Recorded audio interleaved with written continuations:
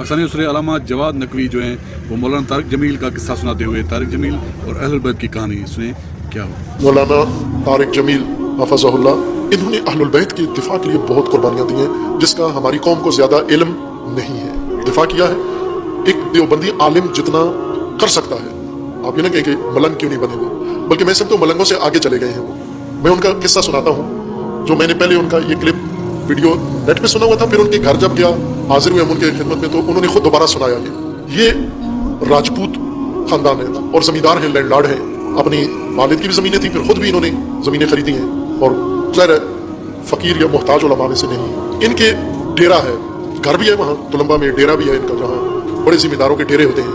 तो इन्होंने ये फरमाया कि हमारे डेरे पे मुख्तलिफ लोग आते हैं, इनके काम काज करने वाले सारे डेरा आबाद होता है। तो कहा कि उनमें एक मरासी है, उसका नाम है सिद्दीक मरासी। वो कहते हैं ये मरासी जब हमारे घर आता था डेरे पे, तो दरवाजे से ही हाथ दोनों उठा के तो शुरू करता था बुलंद आवाज से अपने स्टाइल में, पंजाबी में, तेरी खैर होवे, तेरे अजदाद की खैर होवे, तेरे बड़ों की खैर होवे, तेरे फलां की खैर होवे।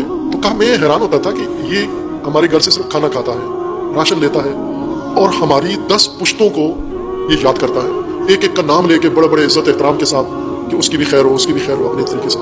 कहते मेरे ज़हन में ये ख्याल आया कि मैं क्या हूँ, मैं एक मरासी की हद तक भी शऊर नहीं रखता कि जिस खानदान के तवस्सुत से मुझे इज्जत मिली है, जिनके सदक़े में मुझे ये सब कुछ अता हुआ है, मैंने तो उनका नाम लिया ही नहीं, कभी नाम आते भी नहीं मुझे उनके। सब पूरा शजरा नसब सादात का, रसूलुल्लाह का याद किया और फिर मैंने वो पढ़ना शुरू कर दिया।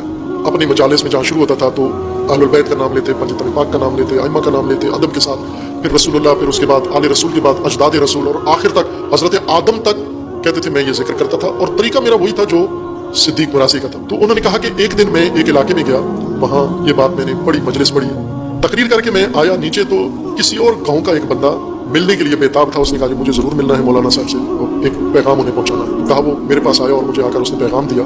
कहा कि मैंने ख्वाब में इमाम हुसैन अलैहिस्सलाम को देखा। वो सुन्नी है जिसने ख्वाब सुनाया, शिया नहीं है। इमाम हुसैन अलैहिस्सलाम ने मुझे कहा है कि तारिक जमील को जाकर कह दो कि हमने तुझे अपने ख़ानदान का सिद्दीक मरासी मान लिया है, कबूल कर लिया है तुझे, तेरा वही मकाम है हमारे, जो तेरे डेरे पे उसका है वही हमारे डेरे पे तेरी मान का। मैं वहाँ बहुत लरस गया और संभलना मुश्किल हो रहा था, क्योंकि मैंने ये जो बात थी सिर्फ मेरे जहन में थी कि मैं सिद्दीक मरासी की तरह क्यों नहीं करता, अहलुल बैत का, नबी के ख़ानदान का जिक्र नहीं करता, जबकि ये हमारे ख़ानदान का जिक्र करता है। ये मैंने किसी से कहा हुआ नहीं था ताकि उसने इस शख्स को बताया हो, ये तो सिर्फ मेरे जहन में थी ये बात। और फिर मैंने ये शुरू कर दी और उसके बाद ये शख्स आके, तो उसके बाद कहा मैं बहुत रोया।